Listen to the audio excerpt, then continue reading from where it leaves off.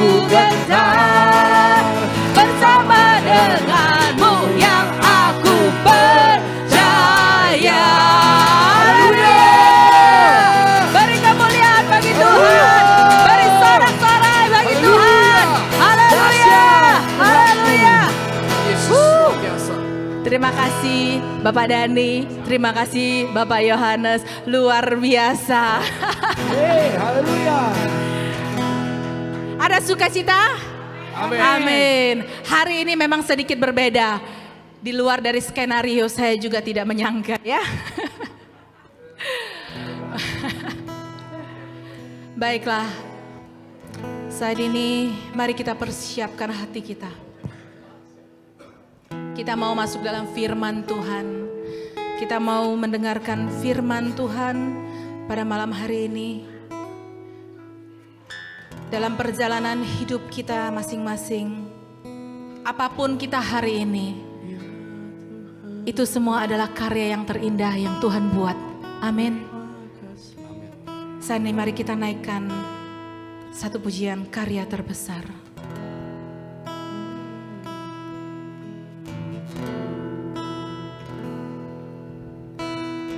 Kasih yang terindah,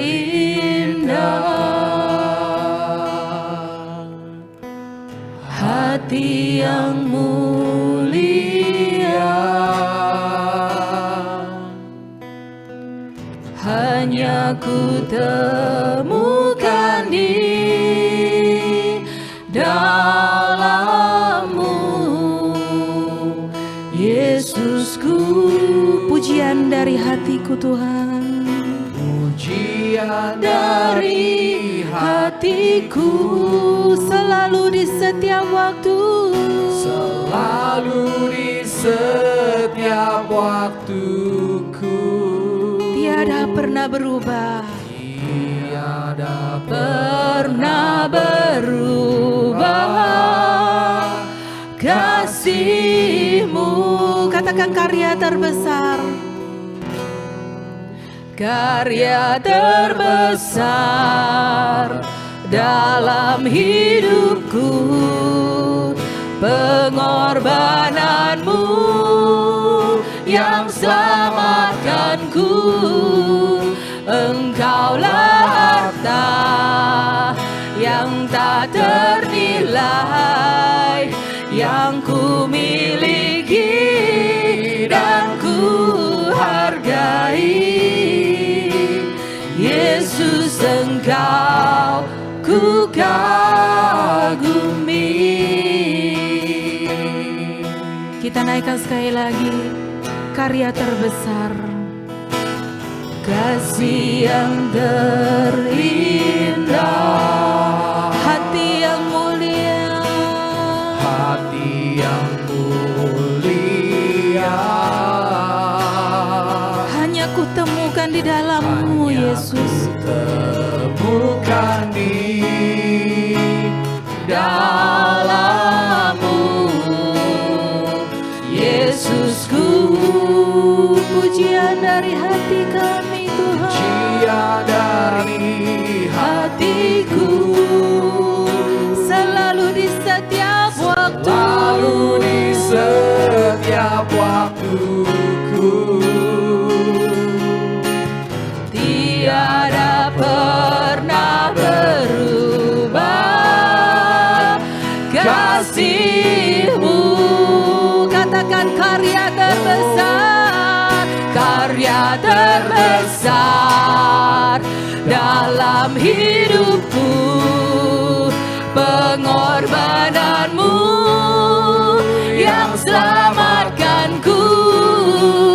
Engkaulah harta yang tak ternilai, yang ku miliki dan ku hargai. Yesus, Engkau ku kagumi.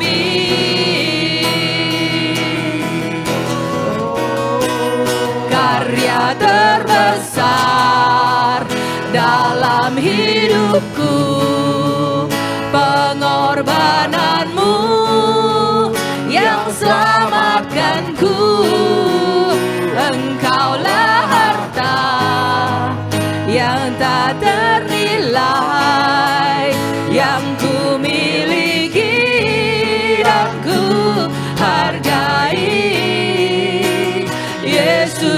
Engkau ku kagumi.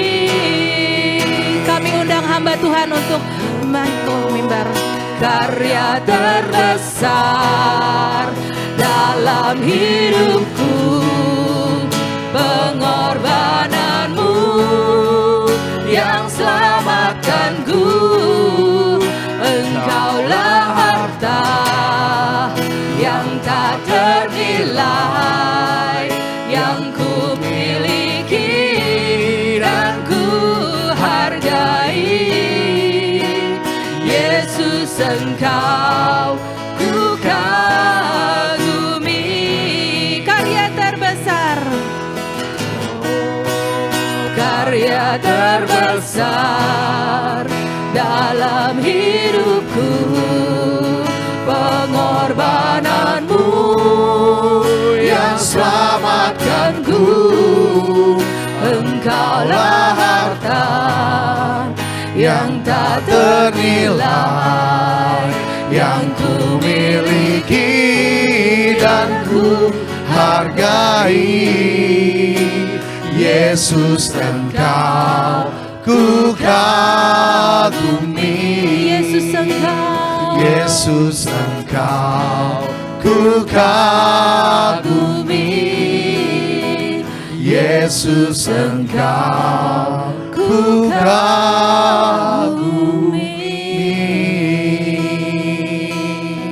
Ya Tuhan, kami sungguh mengagumi Engkau di dalam segala hal dalam kehidupan kami.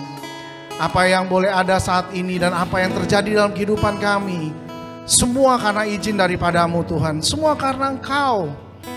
Oleh karena itu kami terkagum-kagum atas Engkau. Kami terkagum-kagum bagaimana Engkau buat kami, dari mulai kami kecil sampai kami ada hari ini. Dari kami tidak tahu sampai kami banyak sekali pengetahuan, dan semakin komplit dan complicated pola pikir kami. Namun itu pun tetap membuat kami terkagum-kagum bagaimana Engkau Tuhan menuntun kami. Dan sampai hari ini Tuhan, kami akan tetap memuji memuliakan nama-Mu di dalam segala perkara. Apapun yang terjadi dalam hidup kami, saat ini kami mau coba tinggalkan terlebih dahulu apapun yang menjadi kekhawatiran, menjadi persoalan, menjadi masalah. Dan saat ini kami persiapkan hati kami untuk mendengarkan firman-Mu Tuhan. Dan biarlah Tuhan jadikan kami, jadikan hamba-Nya sebagai Allah, tidak lebih daripada itu. Tuhan yang berbicara, bukan kami. Ini bukan tentang kami saat ini Tuhan, namun tentang Engkau. Dan bagaimana Engkau mengajar kepada kami melalui hikmat, pengertian, kebijaksanaan. Sehingga kami boleh menjadi serupa seperti Kristus. Karena kami tahu kami sedang dibentuk. Kami terus dibentuk di dalam karakter kami Tuhan. Dan kami perlukan itu untuk hidup kami. Terima kasih Tuhan, kami persiapkan hati kami Tuhan saat ini. Kami persiapkan segala sesuatunya. Dan biarlah di dalam nama Tuhan Yesus Kristus kami siap mendengar. Terima kasih Tuhan. Haleluya. Amin. Terima kasih WL Singer, pemusik. Shalom. Apa kabar? Shalom. Waduh, senang ya. Sudah onsite, wah udah kembali. Saya juga ngomongnya juga kembali lagi, nggak terpaku hanya kepada kamera saja, tapi sudah ada yang bisa ditatap. Ya, senyum-senyumnya walaupun pakai masker ya. Oke, mohon maaf ya sementara harus menggunakan masker karena ini prokes kecuali saya. Karena kalau saya ngomong nanti suara saya habis tertahan dengan masker. Ya, oleh karena itu semoga tidak kena urapan-urapan dari makanya pakai masker ya. Terima kasih. Oke. Puji Tuhan, hari ini kita ketemu lagi dan hari ini saya diizinkan untuk membawakan materi yang unik ya. Siapa di sini yang merasakan ikut Tuhan itu kok banyak ujian? Adakah yang merasakan seperti itu? Wah, Ibu luar biasa. Terima kasih buat kejujurannya, buat keterbukaannya. Firman Tuhan berkata keterbukaan awal dari pemulihan. Amin. Ya kalau nggak ngaku juga nggak apa-apa. Atau takut atau malu nggak apa-apa juga kok. Tuhan tahu isi hatimu gitu kan. Tapi ini penting buat kita untuk menyadari bahwa kan apa ikut Tuhan itu harus selalu ujian. Ya, Ada juga yang berkata pernah datang kepada saya bilang begini, kok kenapa ya? Dulu saya nggak merasakan seperti ini. Ya, kok ujiannya tuh nggak begini-begini amat. Tapi setelah saya bergereja, kenapa saya mulai merasa bahwa ujian itu kok nyata? Ya, terus sudah masuk dalam proses ujian, udah diberi kekuatan, tiba-tiba mulai merasa lagi hal yang lain. Kapan berakhirnya ujian? Ada yang begitu perasaannya. Mau sampai kapan Tuhan gitu loh. Nah, terus kita pikir ujian. Namanya orang ujian kalau sekolah tuh ada lulusnya. Benar nggak? Minimal ada ngasonya. Terus kita kapan ngasonya dan lulusnya? Kalau kita tahu dari mana kita lulus. Amin. Amin. Ya. Dan itu terjadi berulang-ulang. Orang Kristen sering menghadapi itu. Dan kadang-kadang akhirnya nyerah. Ya, akhirnya kalau begitu merasakan ujian, banyak yang setuju nih kayaknya. Ini ujian kapan berakhirnya? Sementara saya lihat di luar sana orang-orang kok kayaknya hidupnya nggak secomplicated saya. Senyum berarti tanda setuju. Kenapa yang di luar sana kok sepertinya tidak kenal Tuhan, tapi dia diberkati luar biasa seolah-olah tak ada masalah. Ya. Waduh, sementara saya ini sudah pagi, siang, sore, mungkin gak seperti Daud lah ya berdoanya, tapi minimal saya makan doa Tuhan. Ya, saya mau pergi doa, ya, saya mau tidur doa, kerja pun saya doa, saya taat, bahkan saya puasa. Nah, saya bingung, ujiannya makin berat. Salah saya di mana Tuhan? Ya, ini orang Kristen mengalami hal-hal seperti ini. Tapi gak apa-apa. Hari ini saya mau coba kasih share sedikit masukan. Apa yang terjadi oleh Anda, terjadi oleh saya. Oke?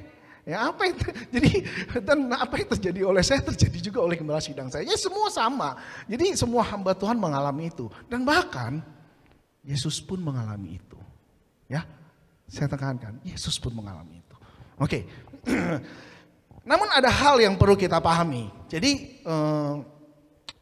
dari hasil penelitian dan riset saya sendiri, bahwa sebenarnya melalui firman pastinya, ujian itu ada dua hal. Jadi saya mau katakan harus kita pahami dua hal yang terjadi tentang ujian. Yang pertama, ujian yang datang karena Roh Kudus yang mengizinkan. Itu yang pertama. Ya. Dan yang kedua, ujian yang datang karena keputusan kita yang kurang tepat.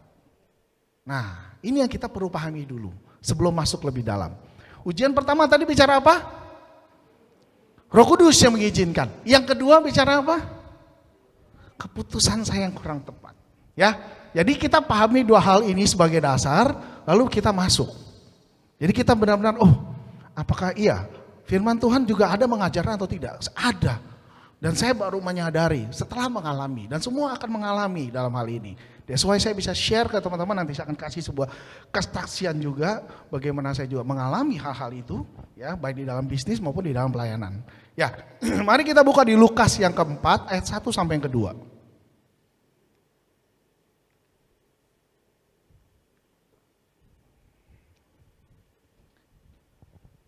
Lukas yang keempat ayat 1 sampai yang 2. Nah, keren ya, sudah timbul sekarang. Mari kita baca ayat yang pertama. Yesus yang penuh dengan Roh Kudus kembali dari Sungai Yordan. Amin. Lalu dibawa oleh Roh Kudus ke padang gurun. Dan ayat yang kedua berkata, di situ ia tinggal 40 hari lamanya dan dicobai iblis. Selama di situ ia tidak makan apa-apa dan sesudah itu ia lapar. Nah, melalui firman ini kita akan bahas yang pertama yang tadi. Ujian yang datang karena Roh Kudus yang mengizinkan. Nah, di dalam firman ini dijelaskan, ini jelas bahwa Roh Kudus yang mengizinkan. Dari mana? Di situ dikatakan Yesus di bawah. Tapi kalau kita mengacu kepada King James Version, di situ dikatakan was led. Ya, was led itu apa? Dipimpin.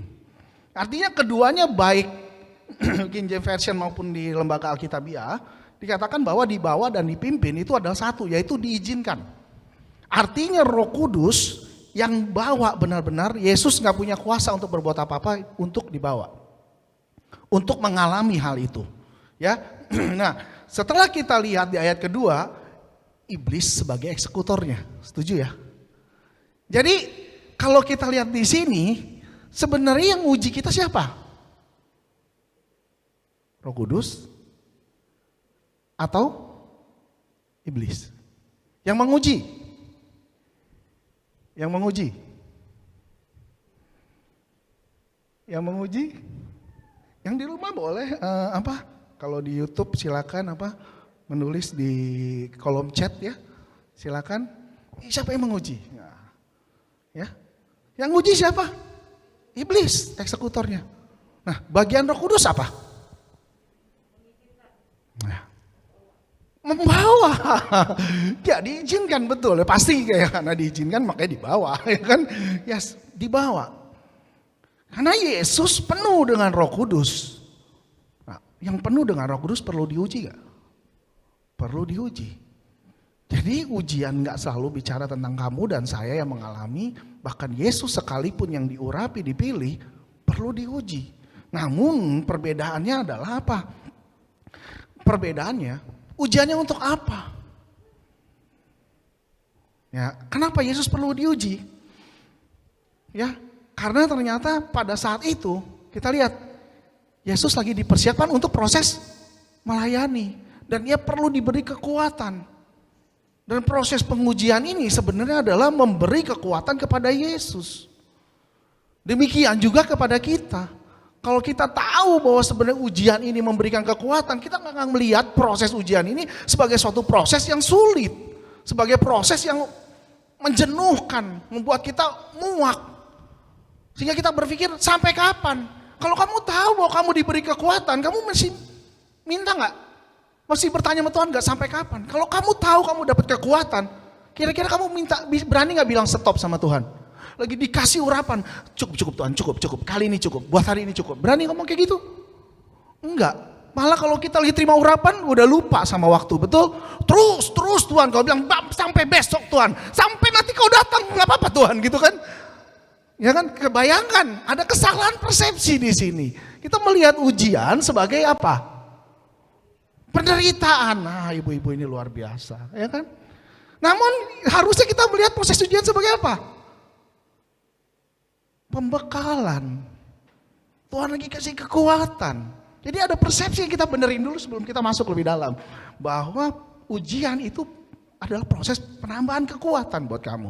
Yesus gak bakalan kasih langsung ke pelayanan kalau belum dipersiapkan dulu. Ya setelah dia masuk melewati masa 40 hari, barulah dia pergi pelayanan, udah penuh dengan urapan. Yang megang jubahnya aja sembuh gitu loh. Ya, teman-teman, sama kita semua akan melalui proses. Nah, dan hal ini ya disadari Yesus dari apa? Dari apa kita tahu? Saya pelajari dari apa? Yesus menyadari dari mana? Perhatikan, mari kita buka di Matius 6 ayat 13. Ini doa Bapa kami. Matius 6 ayat yang ke-13. Oke, nah ini menarik nih, doanya dikatakan gini, kan ada dari ayat selanjutnya, kita potong di sini ya. Janganlah membawa kami ke dalam pencobaan, tetapi lepaskanlah kami daripada yang jahat, karena Engkaulah yang punya kerajaan dan kuasa dan kemuliaan sampai selama-lamanya. Nih perhatikan dengan baik, doa Bapa kami ini kalau kita pelajari dengan baik, ini doa yang sangat sempurna. Kenapa dikatakan doa yang sangat sempurna? Yesus bilangnya kalau doa jangan bertele-tele, betul nggak? Barulah dikeluarin cara berdoa ini. Di dalam doa ini ada kalau lihat di awal, ada dua pengagungan, dua jenis pengagungan. Di dalamnya satu permintaan. Dan di dalamnya lagi ada dua pengharapan dan ditutup dengan keberserahan. Perhatikan nanti jadi PR, baca di mana ada pengagungan. Dua jenis pengagungan, satu permintaan, dua lagi pengharapan, dua jenis pengharapan dan ditutup dengan keberserahan. Nah, saya buka yang di sini, ya. Tuhan Yesus tahu bahwa dia diuji, dia sadar dia diuji, makanya dia ajarin kita doa seperti ini. Dia tahu nggak dia diuji? Iya, gue udah ngalamin 40 hari loh. Halo, benar gak? Kalau 40 hari, kira-kira Ngana kuat gak? Hai udah. Aduh, ampun Tuhan, 3 hari Esther aja udah mau kurus, gue turun 10 kilo. Bayangin ya, bagaimana Tuhan 40 hari, wah dahsyat. Ya, nah di dalam hal ini Yesus tahu. Yesus ajarkan ini, dia tahu. Janganlah, dia minta. Dia berharap, ini pengharapan. Dan janganlah bawa kami ke dalam pencobaan. Karena Yesus tahu gue pernah ngalamin dan itu sulit kalau saya aja ngerasain, apalagi kamu gitu loh misalnya. Dia kasih tahu. Namun dia tutup di dalam keberserahan. Ini yang dibilang keberserahan. Karena engkaulah yang mempunyai kerajaan, kuasa dan kemuliaan sampai selama-lamanya. Oke Tuhan, saya boleh minta. Permintaannya cuma satu loh. Cuman apa? Berilah pada hari ini makanan kami yang secukupnya, begitu nggak? Nah sementara kalau kamu doa, saya berdoa mintanya apa? Yang banyak listnya, betul nggak? Pengagungannya sedikit di depan loh. Terima kasih Tuhan, haleluya. Kamu buka dengan rasa syukur Tuhan, kau Allah baik. Belakangnya list permintaannya banyak bener, betul nggak?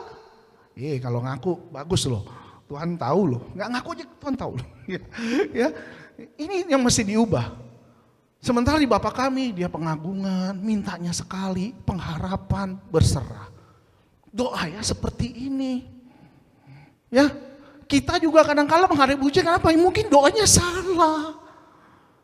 Kenapa? Karena orang berdoanya kurang tepat, ya jatuhlah dalam ujian. Nanti saya akan buka sama-sama. Ya. Nah, oleh karena itu ujian diizinkan untuk apa sebenarnya? Untuk memperlengkapi setiap hambanya di dalam misi, ya, misi Allah di dalam pelayanan. Artinya semua bicara hamba ini nggak bicara yang berdiri di depan sini, nggak berdiri gembala, nggak bukan cuma nunjuk ke pendeta, hamba Tuhan yang lain dan lain sebagainya, tapi semua ini kan misinya Allah semua, hamba Tuhan semua loh.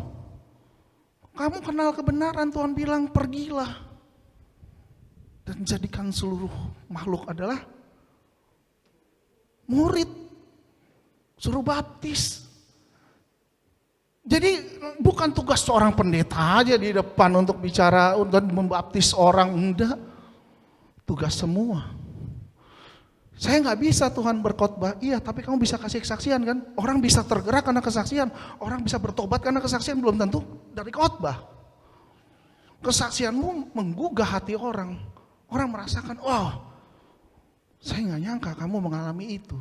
Dan itu merubah hidup kamu dan saya. Wah, jadi nggak selalu bicara tentang khotbah. Bicara juga kesaksian di dalam hal ini. Nah,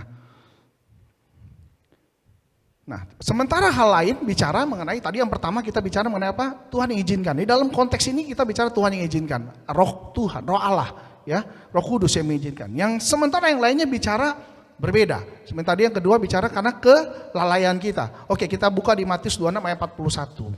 Matius 26 ayat 41. Nah, ini yang beda lagi, yang berbeda ya. Nah, ini yang kedua. Di sini kita baca bersama-sama, berjaga-jagalah dan berdoalah supaya kamu jangan jatuh ke dalam pencobaan, sebab roh memang penurut tetapi daging lemah. Nah, di sini bicara apa? Jatuh. Tadi waktu di firman di atas nggak ada dikatakan bahwa Yesus jatuh. Tapi dikatakan di sini sekarang berdoalah supaya kamu. Bicara supaya artinya bicara apa? Semoga kamu nggak jatuh. Bicara jangan sampai. Ini satu pengharapan. Jadi kamu wajib berjaga-jaga dan berdoa, jangan sampai jatuh. Artinya orang jatuh kalau kepleset, ini juga tahu. Kalau jatuh karena kepleset, ya ini kan jatuh dalam dosa ya, bukan jatuh di kamar mandi, itu karena kamu buru-buru, ya. Nah, jatuh karena apa? Karena kamu tidak berdoa, tidak berjaga-jaga, sehingga kamu mau tidak mau harus mengalami hal-hal yang di luar daripada itu, ya. Jadi mulai karena itu kenapa kita perlu berdoa, teman-teman? Ya, jujur dari dalam hati, cek jam doa saya udah bener belum? Nah, nggak usah dijawab, nggak apa-apa, ngomong aja dalam hati, karena Tuhan tahu kok isi hatimu ya. Nah, kekristenan ini sendiri bicara mengenai hubungan baik, ya bagaimana hubungan baik di dalam doa dan di dalam firman. Dan jadi kita tidak bisa berkata cuma doa saja, tapi saya nggak baca firman. Atau saya baca firman, tapi saya nggak bisa doa. Nggak bisa pilih salah satu. Nah di dalam hal ini menarik, karena saya juga ketemu dengan beberapa teman saya yang, Anton kok kalau baca senang. Dia baca firman Tuhan senang loh, orang pada nggak baca loh. Dia senang baca, saya bilang, gila kita baca aja setengah mati. Katanya baca firman tebel begitu. Dia bilang ini bagus, dibaca senang. Tapi dia nggak ngerti doa. Sementara ada yang lain gini, oh saya doanya mau Ton. Tapi kalau suruh baca firman, aduh ampun baca Alkitab itu kecil-kecil. Saya bingung bacanya, pusing. Nah gimana?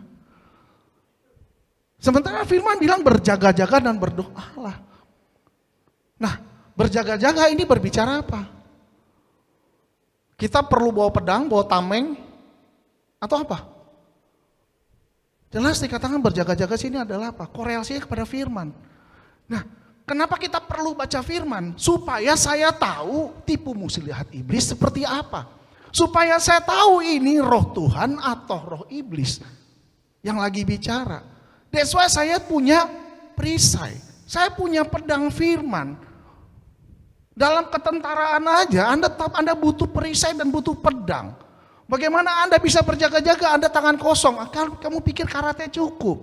Kamu pikir kamu bisa kungfu cukup? Kamu bukan Ip Man. Ip Man pun cuma menang di TV. Aslinya pun pasti dikeroyak 50 orang game. Apalagi yang keroyak iblis, udah pasti dia keok. Jadi teman-teman, kenapa kita perlu firman? Karena itulah kekuatan kita, itulah senjata kita untuk melawan si iblis. That's why dikatakan berjaga dan berdoa. Nggak dia bilang berdoa saja. Dia nggak bilang berjaga-jaga aja, doa nggak apa-apa kalau nggak kuat. Nggak bisa. Dia bilang berjaga dan berdoa. Jadi bukan, jangan marah ke saya bilang kayak kenapa lu masih ingetin gua? Ya ini firman. Nggak suka nggak apa-apa, tapi kamu nggak bisa nggak suka firman, nggak suka saya nggak apa-apa. Setuju? Ya. Nah, jadi ujian, kadang-kadang ada juga orang ngomong begini sama saya, ujian itu kan nggak selalu dari Tuhan ya, benar nggak sih? Ujian nggak selalu dari Tuhan, ujian selalu dari Tuhan atau bukan? Tidak, tapi juga ujian bisa datang karena apa? Keinginan diri sendiri yang begitu besar. Apa keinginan diri kita sendiri? Hawa nafsu kita, kedagingan kita, betul nggak? Ya, nah kita udah nafsu banget sama segala sesuatu. Ya, kalau kita lihat di Yakobus 1 ayat 14 sampai 16. Nah, ini untuk menguatkan apa yang kita pelajari bersama. Yakobus, oke. Tetapi tiap-tiap orang dicobai oleh keinginannya sendiri. Karena ia diseret dan dipikat olehnya. Dan apabila keinginan itu telah dibuahi, ia melahirkan dosa. Dan apabila dosa itu sudah matang, ia melahirkan maut. Saudara-saudara yang kukasihi, janganlah sesat. Ini seru. Ini seru kita bahas. Kenapa? Kenapa Yakobus mengatakan pernyataan demikian? Ya dikatakan ditutup dengan jangan sesat. Ada yang tahu kenapa? Karena tanpa sadar kita sering kali ya membenarkan kesalahan akibat keinginan kita ya dengan statement yang simpel. Semua ini karena Tuhan yang mengizinkan. Ayo, siapa yang pernah lakukan hal itu? Yang di panggung aku loh. Oh, ini mah Tuhan nih pasti. Yang ini nggak ada yang ngaku. Oh, nggak apa-apa, puji Tuhan. Emang di sini semuanya baik-baik, yang di luar yang nggak baik ya. Luar biasa. Ya, jadi tanpa sadar kita nggak menyadari. Kita tahu bahwa tiap-tiap orang udah jelas firman Tuhan diseret karena keinginannya. Kita mengalami persoalan karena apa? Karena kita. Tadi pertama Tuhan izinkan Roh Kudus izinkan. Yang kedua karena apa? Karena kita. Ya, kamu yang coba-coba bisnis, begitu kamu mengalami proses ada gagal, kamu bilang apa? Kan Tuhan yang izinkan, kenapa begini? Setuju gak? Kamu punya kerjaan, kamu pilih-pilih kerjaan. Ada kerjaan ini, kamu gak rasa syukur, kamu coba kerjaan yang ini. Kayaknya Tuhan lagi suruh saya ke kerjaan yang ini. Saya coba yang ini. Akhirnya kamu ke masalah, kamu bilang apa? Ini Tuhan yang izinkan. Hati-hati, kamu bicara Tuhan. Sembarangan kamu ya. Kamu invest, coba-coba. Invest A, invest B, kata guru-guru yang di luar bilang, investasi sejak dini. Supaya nanti mau menikmati hasilnya. Coba invest A, invest B, invest C. Gagal. Terus kamu bilang, kan Tuhan izinkan. Salah saya di mana? Kenapa saya harus gagal? Ya. Terus mungkin ya kalau buat anak-anak muda, kamu ngelihat nih, saya masih jomblo sampai hari ini. Saya pikir, saya perlu punya pasangan. Ya, mulai lihat, ini cewek cocok kalau jadi pasangan saya. Bodinya gitar Spanyol lewat. Apalagi gitar Brebes lewat. Wah ini nih yang gue suka nih ya. Wah ini gue mau nih. Tanpa sadar, satu hari ternyata begitu apa yang kamu inginkan gak sesuai harapan. Oh dia gak setia Tuhan. Salah saya di mana? Loh, ini kan kalau gak salah Tuhan, saya udah bawa dalam doa loh. Tuhan yang jawab. Kamu yakin? Ya? Pernah gak terjadi? Pernah melihat hal itu terjadi dalam kehidupan kita? Hah? Terus kamu kuliah, kamu pilih, wah kamu lihat tempat kuliah kalau anak muda nih paling, wah kuliah di sini nih, lagi ngetren, lagi viral kalau bahasa anak kekinian sekarang medsosnya, lagi viral kuliah di sini. Mahal sih, tapi minta papanya paksa, udahlah pak please lah di sini. Aduh, padahal situ bukan masalah kuliahnya bagus, cowoknya ganteng-ganteng, wah atau ceweknya cakep-cakep, waduh jadi pengen kuliah di situ. Masuklah dia. Ternyata kamu nggak sesuai dengan harapan. Akhirnya kamu bilang apa? Tuhan, kenapa begini? Adakah yang belum saya sebutkan yang mungkin menjadi masalah Bapak Ibu dalam hal ini? Dan pernah kamu mengalami hal ini? Apa itu? Oh, beli barang. Ini thank you ya buat kejujuran. Keterbukaan awal pulih. Kamu dipulihkan, haleluya. Ya, beliau beli barang. Habis itu ternyata, wah ada bermasalah dengan angsuran. Kayaknya waktu beli barang saya sudah doa Tuhan. Benar, sudah mantap doanya. Ya Tuhan setuju. Cicilan saya mampu, tengah jalan saya nggak mampu. Jadi salah siapa lagi di dalam hal ini? Kau mau sebutkan apa? 1001 macam alasan, ya. Tapi saya tuh menjawab, tiap-tiap orang dicobai oleh keinginannya sendiri. Karena ia diseret dan dipikat oleh siapanya itu? Siapanya itu? Iblis. Hawa nafsumu tuh, dagingmu tuh. Yang pengen banget. Mupeng kalau bahasa kita ya. Mupeng banget. Kamu yang fokus terlibat berpikir, wah ini keuntungan. Di otak kamu keuntungan, hasilnya, apanya, ininya, itunya. Dan orang-orang yang seperti itu sulit disuruh doa sama Tuhan, minta sungguh-sungguh. Percaya sama saya? Setuju nggak? Dan banyak terjadi kejatuhan karena itu. Dan saya pun mengalami itu. Saya lihat ada satu keuntungan di dalam bisnis. Istri saya selalu berkata, "Pak, bawa dalam doa." Yes, aku sudah bawa dalam doa, Ma. Aku benarkan itu. Nah, apa yang terjadi? Aku jatuh juga. Kenapa? Saya tahu betapa sulitnya berdoa sungguh-sungguh saat lagi pengen sungguh-sungguh di dalam hati. Betul gak? Dan itu sulit bedain. Tuhan lagi bilang no, sama Tuhan bilang yes. Hampir mirip huruf N sama Y-nya. Setuju gak? Ya. Akhirnya kita mengalami kesulitan. Terjebak di angsuran tadi. Terjebak di proses tidak kuasa menahan bisnis, akhirnya harus bangkrut. Saya harus kehilangan satu properti karena kesalahan saya. Ya sudah, saya tinggal kembali duduk, apa yang saya pelajari dari sini. Oh iya, saya tahu Tuhan, bahwa saya punya kesalahan. Saya kurang berjaga dan kurang berdoa. Sementara begitu saat daging, nguasai. Wah udah, hampir sulit untuk keluar dari jerat itu. Hampir sulit. Tapi saya mau katakan teman-teman stop. Stop.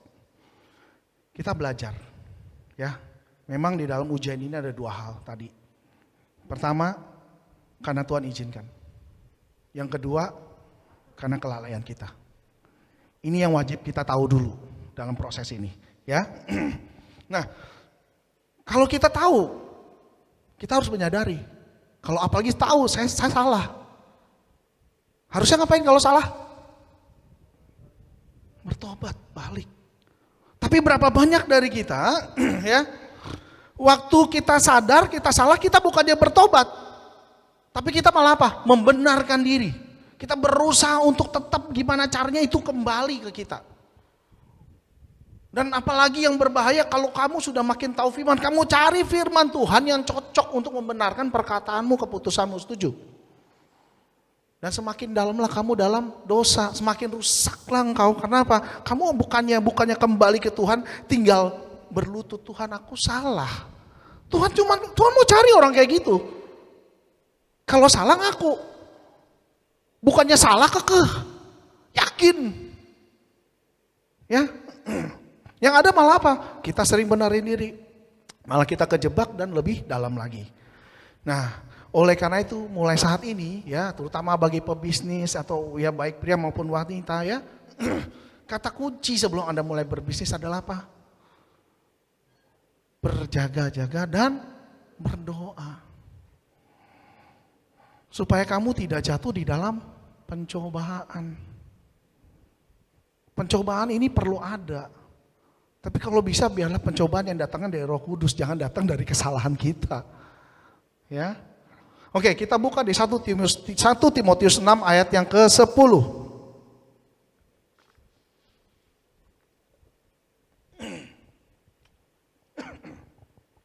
Oke, nah ini nih yang kita nggak bisa, mungkin sulit, bukan nggak bisa ya, sulit, penuh pergumulan untuk bisa keluar. Problemnya adalah akar segala kejahatan ialah sebab oleh memburu uanglah beberapa orang telah menyimpang dari iman dan menyiksa dirinya dengan berbagai-bagai duka. Perhatikan di firman ini. Saat kamu keluar daripada menyimpang dari iman, kamu mulai terjerat dengan hawa nafsu untuk pengen berhasil. Sekali lagi saya mau ngomong seperti ini teman-teman. Saya bicara seperti ini, saya bukan tidak pengen teman-teman berhasil, harus berhasil. Sukses puji Tuhan. Tapi kamu harus ingat, kunci untuk sukses yaitu tadi di awal, berjaga-jaga dan berdoa. Firman Tuhan dan doa. Karena kamu akan tahu bahwa betapa sulitnya menghadapi yang ini, ujian yang ini nih. Betul nggak? Ini ujian yang hampir semua orang nggak pernah lolos, belum ada yang lolos. Rata-rata bukan nggak pernah lolos, pasti jatuh. Walaupun akhirnya ada yang keluar, tapi pasti jatuh dulu lah minimal di sini. Karena semua orang nggak ada yang nggak suka duit. Saya jarang dengar orang nggak suka duit, ya. Kayaknya dia agak aneh. Kecuali orang gila, rada aneh sih kayaknya ya. Tapi kalau orang waras, Anda kemari tadi perlu uang nggak? Perlu uang. Naik angkot perlu uang, naik taksi, naik Grab perlu uang. Bawa mobil pribadi, motor pun perlu bensin, ya. Nanti pulang keluar ya minimal kasih security-nya 2.000 perak, 3.000 perak atau 5.000, 10.000 perlu tetap butuh uang. Tapi saya mau katakan memang selain uang memang sumber persoalan ya. Ya di sini juga uang bicara sesuatu yang terlihat. Jadi ini uang nggak selalu bicara tentang mata uang rupiahnya atau dolar atau apapun itu. Tapi di dalam hal ini saya mau katakan uang di sini ya kita bicara dengan hal yang lain, kita korelasikan dengan hal yang lain, yaitu bicara tentang sesuatu hal yang terlihat. Jadi demikian seperti halnya kita bisa persamakan uang ini seperti halnya daging gitu loh. Ya, kita bicara daging tuh terlihat, uang tuh terlihat. Ya, sesuatu yang terlihat. Nah, di mana sesuatu yang terlihat saat seorang memburu, saat seorang sampai harus jatuh cinta, nah disitulah letak kejatuhannya. Karena apa? Karena saya pengen banget uang ini. Kenapa pengen? Pasti ada dasarnya. Bukan orang nggak ada yang pengen karena cuma-cuma. Tapi karena saya pengen uang ini. Dalihnya banyak. Mungkin karena saya pengen menjadi orang sukses. Saya lihat orang itu punya mobil bagus sekali. Sementara mobil saya nggak lebih bagus daripada dia. Saya lihat bagaimana orang itu punya rumah yang begitu megah sekali. Sementara saya masih ngontrak. Saya lihat kehidupan orang itu wow. Pagi saya lihat status dia di hotel A. Nanti sore statusnya hotel B. Wow.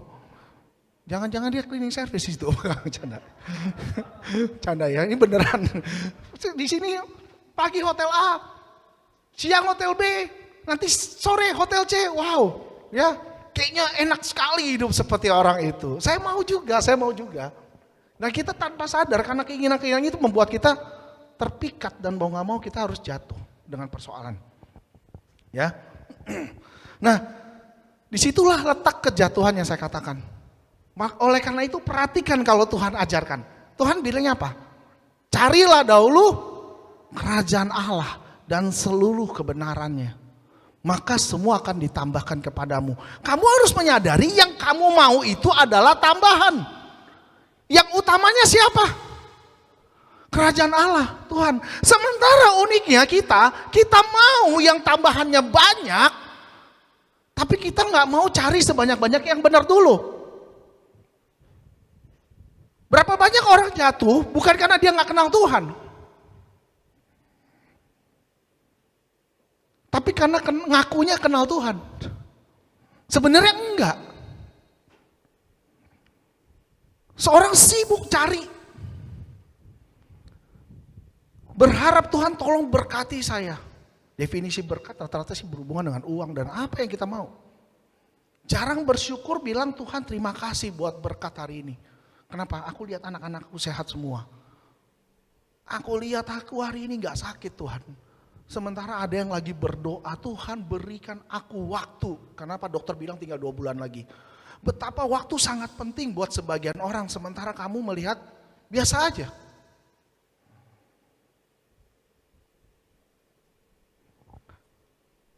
Ada satu orang bilang begini. Ada yang bilang berkata demikian. Tuhan, kalau Tuhan beri saya uang, berkati saya akan sumbang gereja. Wah, mantap. Ya. Nanti gini, Tuhan di dalam hal ini sering banget tanpa sadar kita meminta hal-hal yang gak perlu nih, hal-hal yang unik. Atau perhatikan orang-orang yang sakit. Perhatikan orang yang sakit. Orang yang sakit berdoa begini, Tuhan berikan saya umur. Kasih saya kesempatan untuk menebus dosa saya. Kalau Tuhan izinkan saya sembuh, saya akan melayani Tuhan dengan sungguh daya, serahkan seluruh jiwa raga saya buat Tuhan. Pernah gak dengar orang kayak gitu? Rata-rata yang sakit pasti doa kayak begitu. Betul gak? Tapi Anda sadar gak? Waktu Anda berdoa, Anda minta Tuhan, Anda sedang kasih Tuhan barang sisa. Anda sedang kasih Tuhan barang gak perlu, percuma. Kenapa? Kamu tinggal 2 bulan.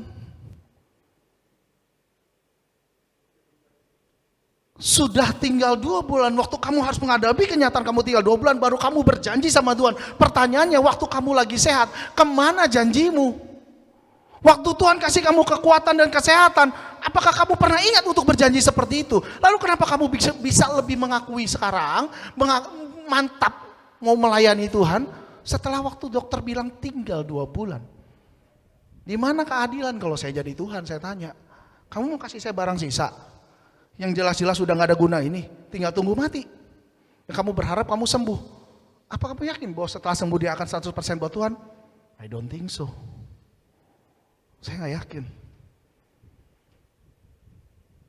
Dan saya pernah mengalami itu. Saya pernah mendengar doa itu dari satu orang yang saya lagi doakan, dia lagi bergumul dengan sakit penyakitnya.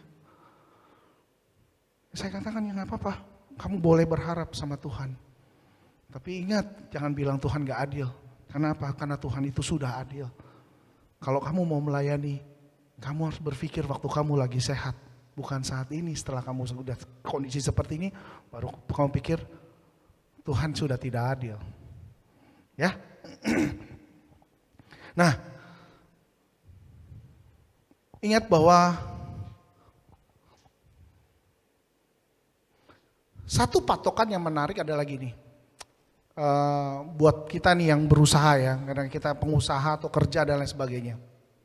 Dari mana saya tahu bahwa itu berkat adalah dari Tuhan? Ada yang tahu? Dari mana saya tahu itu berkat dari Tuhan? Adakah ya orang teman-teman yang tahu di sini? Ya. Ya, good. Setiap berkat daripada Tuhan, ya, yang pasti tidak akan menjauhkan kita sama Tuhan. Berkat yang Tuhan kasih itu akan membuat kita tuh nggak mungkin karena berkat itu kita nggak bisa memuji dan menyembah Dia. Berkat yang dari Tuhan, kalau Tuhan kasih kamu berkat, justru makin kamu bisa memuji dan menyembahnya. Kalau kamu punya berkat sampai nggak bisa punya waktu buat memuji menyembah Dia, kamu cross check itu berkat dari siapa? Dan sekali lagi, jangan membenarkan bahwa itu berkat Tuhan. Kamu sah-sah aja untuk ngomong seperti itu, tapi kamu lihat semua ada hasil akhirnya. Mungkin gak sekarang, tapi nanti. Tapi satu hal yang pasti, kalau itu datang dari Tuhan, gak akan buat saya berhenti memuji dan menyembah Tuhan. Saya akan punya waktu untuk memuji dan menyembah Tuhan. Saya akan punya waktu untuk melakukan banyak hal buat Tuhan. Baru saya tahu itu memang dari Tuhan. Karena Tuhan kalau kasih sesuatu dia gak pakai pamrih. Gak kayak saya dan kamu. Kalau ngasih seseorang mungkin masih ada pamrih. Tapi kalau Tuhan kasih free. Sisanya kesadaran kita. Ya, ya. Kira-kira apa Tuhan nggak tahu kamu perlu rumah? Tuhan tahu. Apa Tuhan nggak tahu apa yang kamu perlukan? Tahu. Apa Tuhan nggak tahu kalau kamu mungkin maaf yang jomblo lagi perlu pasangan? Tahu. Tahu ya kan? Dan butuh pasangan yang setia ya pastinya tahu. Apa Tuhan nggak tahu kamu perlu bayar kos, ya, kontrakan, biaya hidup, betul? Beli rumah, pengen mobil, uang sekolah anak, dan lain-lain. Intinya masa depan yang cerah menurut pandanganmu. Kira-kira apa Tuhan nggak tahu? Tahu, Tuhan tahu banget. Tuhan tahu banget apa yang kamu mau kok. Dia sangat tahu apa yang kamu perlukan. Cuma masalahnya dia juga perlu tahu kamu layak gak untuk dapatkan itu. That's why perlu yang namanya ujian. Ini bukan masalah Tuhan gak bisa kasih. Buat Tuhan ngasih kamu rumah, mobil, dan apapun yang dunia ini kamu udah lihat, itu semudah terlalu sangat Yang susah apa? Yang susah ternyata ngebentuk kamu dan saya. Untuk bisa menjadi layak waktu. Tuhan bisa begini nih. Dani, wah. Dan langsung apa yang Dani butuh. Sampai kadang-kadang gue gak kepikiran Tuhan kasih. Wah, itu dahsyat banget. Tapi yang perlu diubah apa? Yang susah dari Dani adalah nah ini nih yang ngebentuk Dani nih, ya. Ini nih, gak bunyi-bunyi katanya. Ngebentuk Anton gak bunyi-bunyi nih gitu loh. Nah ini masalahnya berproses ya. Buat Tuhan mau kasih berkat ingat. Nah, gampang. Ingat yang sulit siapa? Bentuk kita. Ya, yang bentuk kita itu yang apa namanya? Yang butuh waktu. Dan Tuhan tahu kalau dia berkati orang, ini pasti Tuhan akan kasih berkat. Kurang lebih dia bisa lihat orang ini kemungkinan akan menggunakan berkatnya seperti apa. Ya, kalau dari Tuhan loh, kalau dari Tuhan. Kalau dari yang lain saya nggak mau bahas di dalam hal ini ya. Ya, makanya tadi dibahas, tadi kan saya ceritakan ada orang yang Tuhan nanti kalau saya kasih, kalau Tuhan berkati saya, ya baru saya akan kasih perpuluhan Tuhan. Perpuluhannya, wah kan kalau Tuhan kasih besar, saya kasih besar. Nanti persembahan sulungnya juga saya akan kasih juga yang luar biasa Tuhan. Nah, kalau waktu dikasih 1 juta buang 100.000, kecil, saya pasti kasih. Benar nggak? Dikasih 10 juta buang 1 juta gimana? Masih mudah. Begitu dikasih 100 juta buang 10 juta gimana? Masih oke. Ya, betul nggak? Begitu 1 M kasih berapa? 100 juta. Oke lah. Oke. 10 M. 1 M loh. Tuhan, ini nilainya 1 rumah Tuhan. Hah? Lah mulai ada apa? Manusia tuh paling jago nawar. Benar gak? Nggak cuma mangga 2, Tuhan pun ditawar. Aduh Tuhan, 1 M. Teman-teman, kau minta 100 M, harus berapa yang kamu keluarkan? 10 M Tuhan, getar ini. Mulai iman diuji. Adakah firman yang bisa membantu saya untuk tidak mengeluarkan 10 M? Coba Tuhan tolong cari, tanya hamba Tuhan. Coba kalau perlu dia minta penyataan Tuhan dulu. Paling senang kalau datang ke sini, datang Tuhan ini benar gak? Ini kira-kira Tuhan, ini buat gereja Tuhan. 10 M Tuhan. Yang bahaya kalau dia 500 M. Yang bahaya kalau kamu punya 1 triliun. Adakah di antara kamu tetap setia untuk melakukan bagianmu? Ini bukan bicara lagi tentang masalah uang yang Tuhan berkati. Tuhan tahu kapan waktunya berkati kamu. Tapi Tuhan juga tahu kamu siap apa enggak. Jadi kamu perlu diberesin dulu karaktermu. Ini bicara bukan lagi tentang ujian, tapi bicara tentang karaktermu. Supaya waktu nanti Tuhan kasih kamu benar-benar 100 M, kamu enggak lagi bilang berbantah-bantah ngomong sama istri. Yang 10 M loh yang. Gimana yang? Iya Pak, anak kita sekolah juga, aduh banyak loh kebutuhannya. Yang sekolah di luar negeri, lumayan loh Pak, itu sekolah 3 anak. Di Jerman, 3 tahun. Coba teman-teman, bisa gak? Waktu dapat 100 M, Anda bilang, yang tolong kasih ini, transfer ke gereja. Gak usah berbantah-bantah. Nah, Tuhan lagi beresin tuh karakter itu tuh. Nah, Anda ngadepin ujiannya hari ini sama saya. Setuju gak? Jadi jangan selalu mikir ujiannya. Kita minta berkatnya. Kamu merasa layak untuk terima berkat. Iya, kalau kamu berkatnya tadi model 10 juta buang 1 juta, kamu bisa. Kalau 100 M buang 10 M, saya ragu. Saya juga belum punya uang itu. Saya juga berdoa Tuhan mampukan saya untuk tetap melakukannya benar-benar. Waktu transfer gak pakai ngomong, kita berdua pencet yes sama istri, kirim. Istri saya bilang haleluya dia. Berarti dia setuju sudah. Ya tinggal Tuhan lihat aja benar apa enggak hati saya sama istri saya benar. Ya kan? Kan perlu diuji hati saya, benar enggak? Apakah yang membawakan firman ini benar dalam hal ini? Hanya Tuhan yang tahu untuk menguji hati itu. Amin. Amin. Ya. Jadi oleh karena itu, saya lagi, kamu harus tahu. Kenapa? Karena Tuhan gak butuh uangmu. Setuju gak? Kamu pikir Tuhan butuh uangmu apa? Yang Tuhan butuh apa? Dirimu. Yang Tuhan perlu karaktermu. Karena buat Tuhan, kalau kamu gak siap, Tuhan bisa pakai yang siap. Amin gak? Tuhan bisa pakai orang yang siap. Cuma jangan sampai kamu gak jadi bagian dari rancangan-rencana Tuhan untuk mempersiapkan itu loh. Betapa bahagianya kalau kita di dalam rancangan itu. Setuju? Amin ya. Nah, oleh karena itu Tuhan perlu kita melihat karakter kita untuk mencintai Tuhan sungguh-sungguh tanpa motivasi. Jangan sampai saya mencintai Tuhan karena saya tahu kalau saya berdoa sama Tuhan, saya merasa kalau saya kasih perpuluhan, saya kasih persembahan sulung, saya kasih gini-gini gitu, nanti Tuhan berkati saya. Teman-teman, saya kasih tahu, kamu gak kasih pun Tuhan udah berkati. Saya kasih tahu. Kamu gak kasih, Tuhan sudah berkati.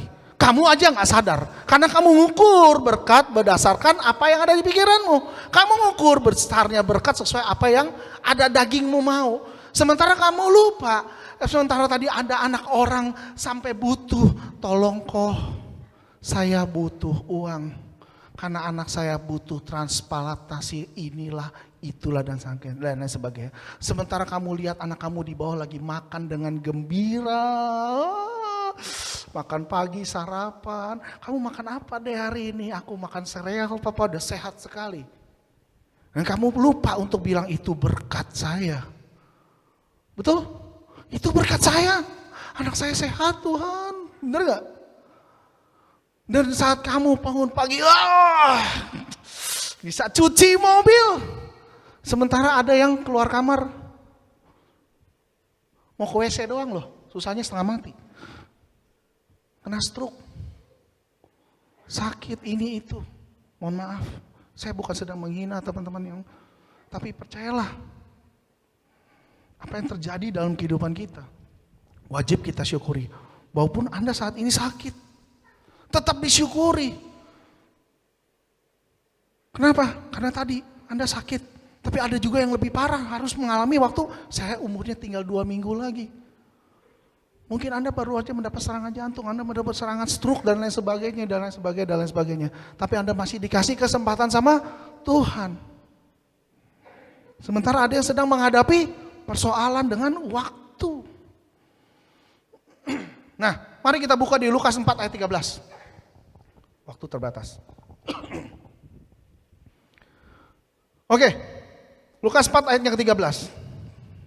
Sesudah iblis mengakhiri semua percobaan itu, ia mundur daripadanya dan menunggu waktu yang baik. Nah ini yang mantap.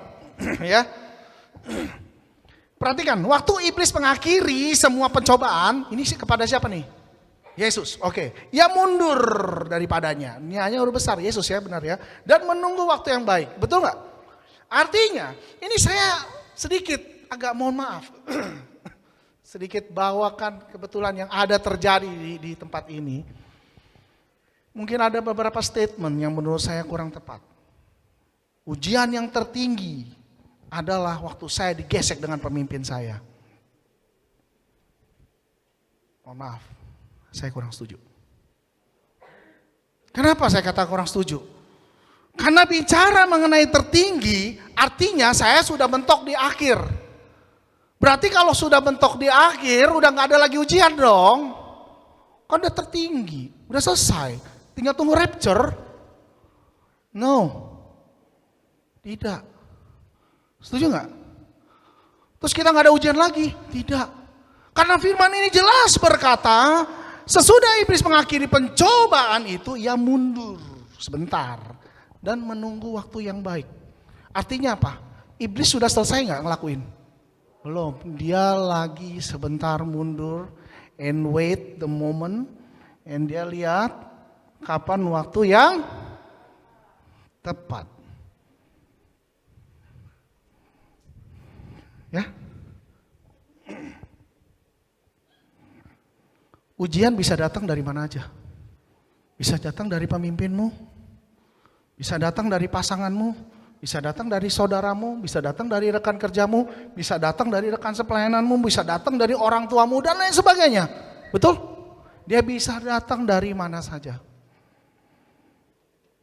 Dan ingat, ini belum selesai. Kalau bicara yang paling tinggi berarti sudah selesai. Karena sampai kapanpun kita akan diuji. Saya mau katakan seperti beberapa firman penyataan beberapa waktu ini kalau kita lihat, yang tidak terlihat mempengaruhi yang terlihat. Pernah dengar penyataan Tuhan ya? Roh Kudus yang tidak terlihat mempengaruhi yang terlihat. Maksudnya apa? Maksudnya saya pun menyadari bahwa memang roh itu senyata yang jasmani. Roh itu senyata dengan apa yang kita rasakan hari ini juga. Namun memang banyak dari kita tidak menyadari tentang dunia roh. Ya, kalau orang dunia aja perhatikan dengan baik, orang dunia saja perlu yang namanya orang pintar. Tahu orang pintar kan? Ya, tahu orang pintar? Tahu dukun kan? Ya, kalau saya selalu ngomong orang pintar itu adalah profesor, doktor dan insinyur, itu orang pintar. Di luar daripada itu enggak pintar, itu orang ajaib. Ya. Kalau orang saja perlu sukses untuk bisnis, mau buka bisnis saja dia cari-cari orang pintar. Setuju? Ya. Terus dia cari-carilah dukun dan lain sebagainya, ya, untuk mencapai kesuksesannya. Pertanyaannya adalah, apakah Tuhan kita tidak lebih hebat daripada dukun dan orang pintar itu? Sehingga kita perlu orang itu. Kalau orang dunia aja yang sadar, dia tahu untuk sukses dia perlu bantuan yang tidak terlihat. Lalu kenapa yang kita tahu Tuhan dan kita rasakan, nyatakan dalam hidup kita tuh dia luar biasa dalam hidup kita. Kenapa gak kita minta bantuan dia? Kenapa kita jadi sama kayak orang dunia? Kita perlu tahu begitu ada yang bilang, di situ orang pintarnya, mantap. Lu baru datang, belum ngomong, dia udah bisa jauh. Wih gile. Ada yang pernah begitu? Lu baru ngomong, langsung dia bisa jawab, ke belakangnya. Wah itu top tuh. Itu Dewi, Dewo, semua datang. Pokoknya moy.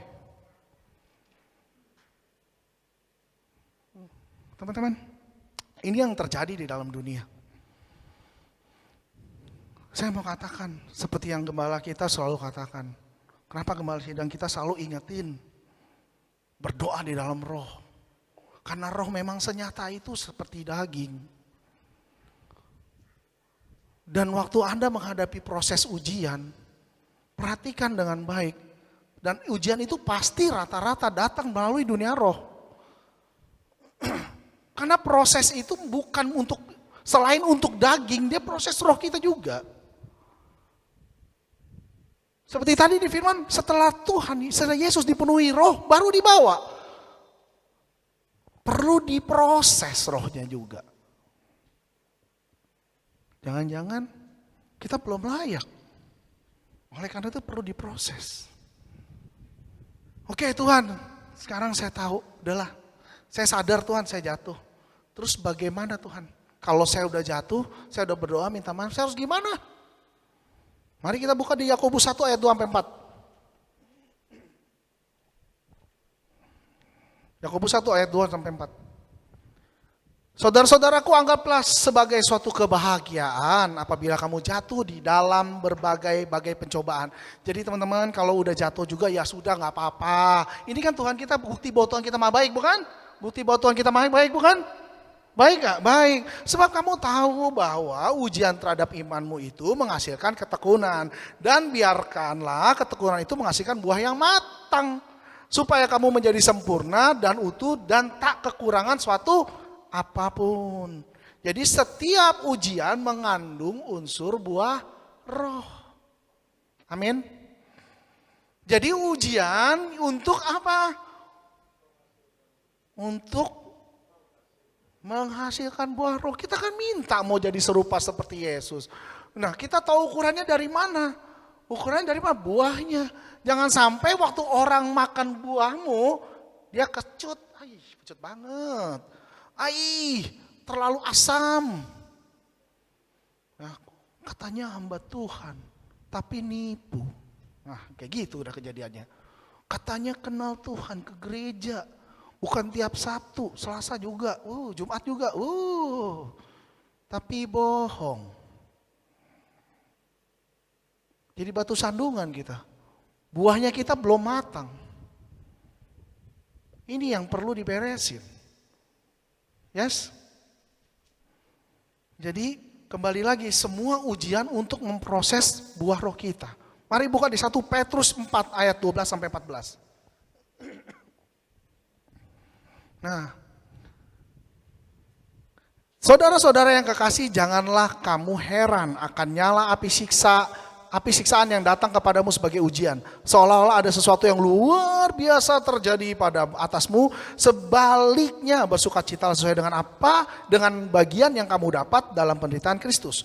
Supaya kamu juga boleh bergembira dan bersukacita pada waktu Ia menyatakan kemuliaannya. Berbahagialah kamu jika kamu dirisau karena nama Kristus, sebab roh kemuliaan yaitu roh Allah ada padamu. Nah, saya mau katakan di firman ini teman-teman, kalau udah mengalami ujian, please jangan jadi pribadi yang baper. Ya, dengar tuh dikatakan seolah-olah ada sesuatu yang luar biasa terjadi atas kamu. Kamu udah kena masalah, kamu melihat proses. Seolah-olah kamu merasa, berapa banyak dari kita merasa proses saya kayak lebih besar daripada dia. Terus waktu kamu ketemu sesama orang yang diproses, waktu aku tuh lagi ngadepin begini, itu biasa, gue lebih parah lagi. Jadi bercerita, beradu-adu menang mana sesama proses. Kalau bisa proses dia harus lebih besar daripada proses yang lain. Bayangkan manusia aja, ya, bukan cuma uang yang pengen lebih banyak, ya, proses aja juga dia pengen lebih banyak.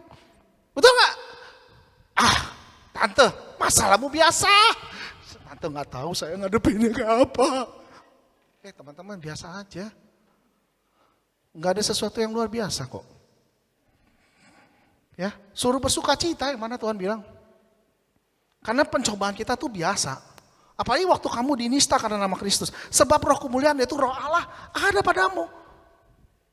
Jadi waktu ngadepin masalah, jangan berasa masa lalu udah ya Tuhan, aku Anton mah biasa masalahnya. Oh itu Mahfir biasa itu. Oh yang lain mah biasa itu. Yang ini biasa itu.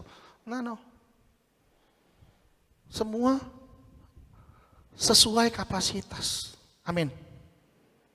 Masalah saya nggak akan bisa dihadapi oleh Anda semua. Demikian juga saya nggak bisa ngadepin masalah Anda semua.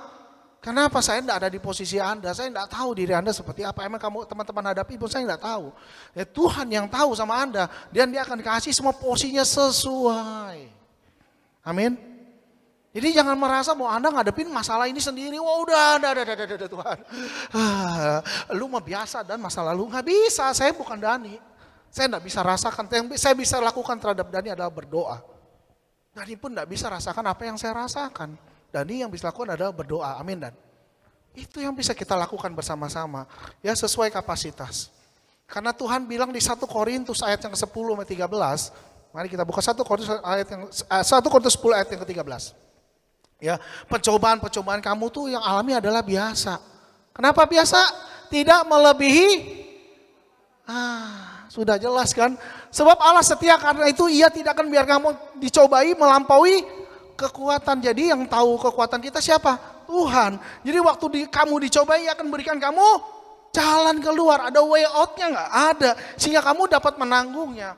Saya pun ngerasa waktu saya menghadapi pencobaan, saya tahu saya menghadapi persoalan. Saya tahu ini karena saya, bukan karena Tuhan. Nah saya bilang, Tuhan ini memang salah saya kok.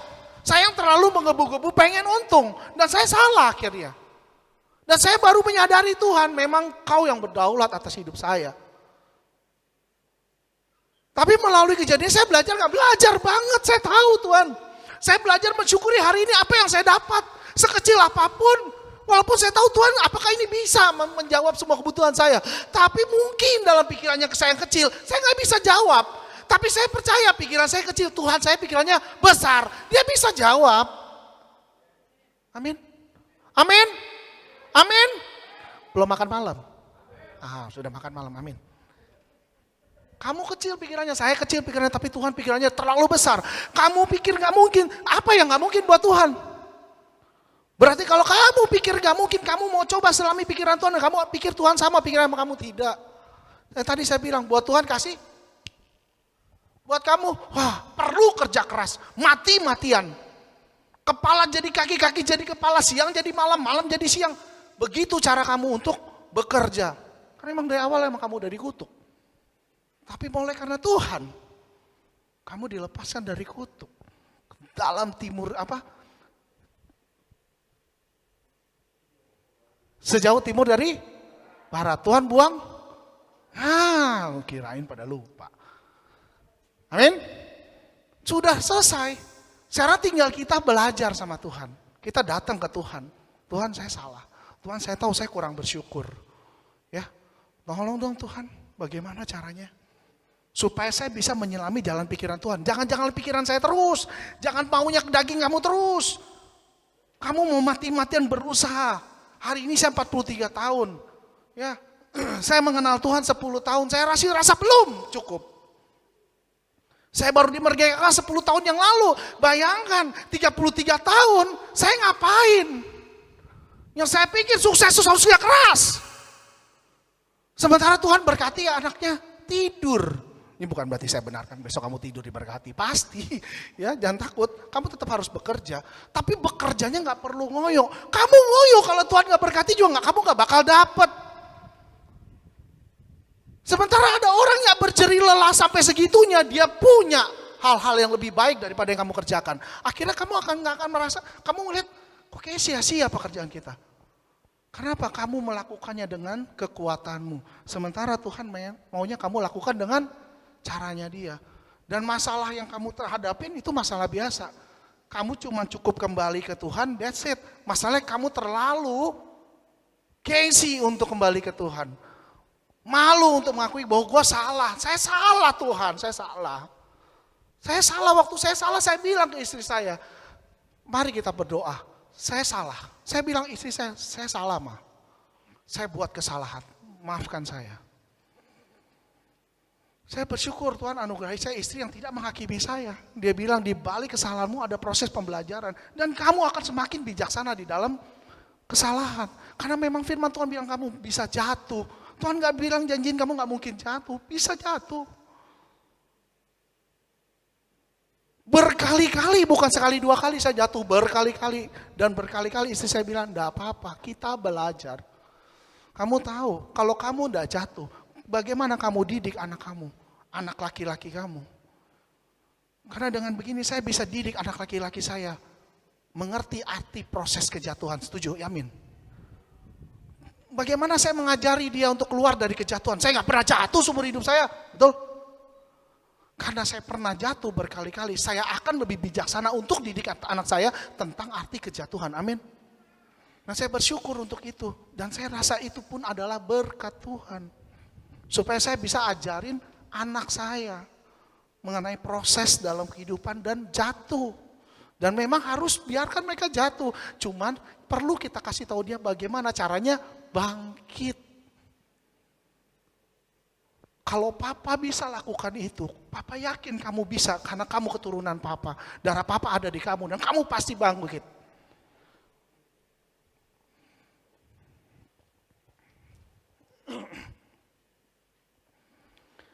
Nah, setelah ini bagaimana dengan rekan sepelayanan? Tuhan, saya udah jatuh nih. Saya kok malu ya ke gereja. Udah jatuh nih Tuhan. Saya malu loh ke pelayanan. Gimana ya Tuhan? Bagaimana respon teman-teman? Yang tahu teman-temannya jatuh. Mari kita buka di firman Tuhan Galatia 6 ayat 1. Ini firman yang terakhir. Saudara-saudara, kalaupun seorang kedapatan melakukan suatu pelanggaran, maka kamu yang rohani harus memimpin orang itu ke jalan yang benar. Amin. Dalam roh lemah lembut, ya, sambil menjaga dirimu sendiri supaya kamu juga jangan kena pencobaan. Jadi kamu yang kasih tahu, kamu bisa juga diuji gak? Bisa. Ujian yang terjadi sama saya, bisa gak terjadi sama kamu? Bisa. Ujian sama kamu, bisa gak terjadi sama saya? Bisa. Jadi semua bisa jatuh.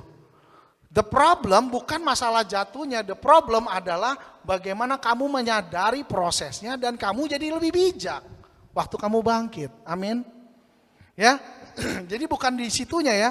Jadi kembali lagi dari semua ini, saya simpulkan adalah ujian atas izin Allah, ya tadi yang pertama ujian karena izin Allah, itu menghasilkan kekuatan, menghasilkan komitmen, dan menghasilkan kesetiaan di dalam melayani.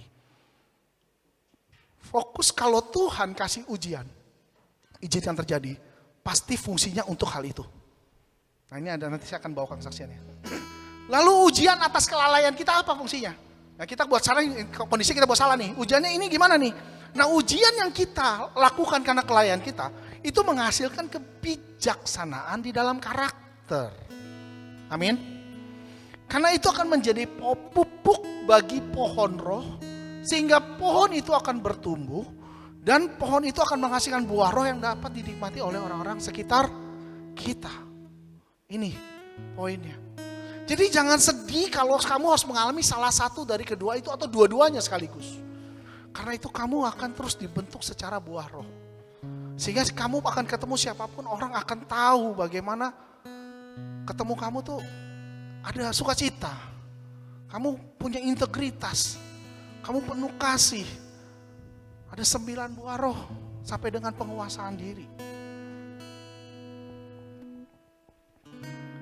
Ujian jelas harus ada karena hal tersebut semakin bawa kita menjadi serupa seperti Kristus. Yang pasti secara karakter karena kita akan mengalami proses pertumbuhan. Nah, saya mau kasih tahu bahwa kita perlu perkuat diri kita secara roh. Kita sering anggap remeh, oh ya udah Tuhan, ini ujian, oke kita tahu. Terus bagaimana kita lawannya? Kita suka ngelawannya dengan cara kita, dengan daging kita. Padahal cara Tuhan tadi simpel banget. Berjaga-jagalah dan berdoa. Caranya Tuhan tuh sangat simpel. Kalau kamu jatuh, balik. Kita suka lupa kembali kepada roh kita. Saya menyadari, saya lupa. Saya lupa untuk kembali kepada roh kita. Saya punya satu kesaksian. Belum lama ini. Saya harus diuji. Dengan persoalan yang sangat pas banget momentumnya. Saya harus berselisih bukan berselisih, diuji menghadapi gembala sidang saya. Saya harus diuji menghadapi istri saya. Dan ini momennya luar biasa. Kenapa saya katakan momennya luar biasa? Ada hal-hal yang gembala sidang saya dapatkan info-info yang saya juga tidak tahu dari antah berantai mana, beliau pun tidak tahu. Tapi mungkin tanpa menyadari, mungkin beliau menganggap seolah-olah itu saya yang kasih. dapat dari saya. Saya yang nggak ngerti apa-apa juga kebetulan, nggak tahu nih, real nggak tahu. Nggak lama ajak ngobrol sama beliau. Biasa kalau pulang dari pelayanan seperti ini, kalau ada komandan, kita sering sharing. Ini yang bagus di sini. Ya, kita evaluasi kecil mengenai pelayanan. Mungkin kayak tadi cara saya bawa apa, ada hal yang perlu diperbaiki supaya menjadi lebih sempurna. Amin. Ya, walaupun kesempurnaan semua datang daripada Tuhan.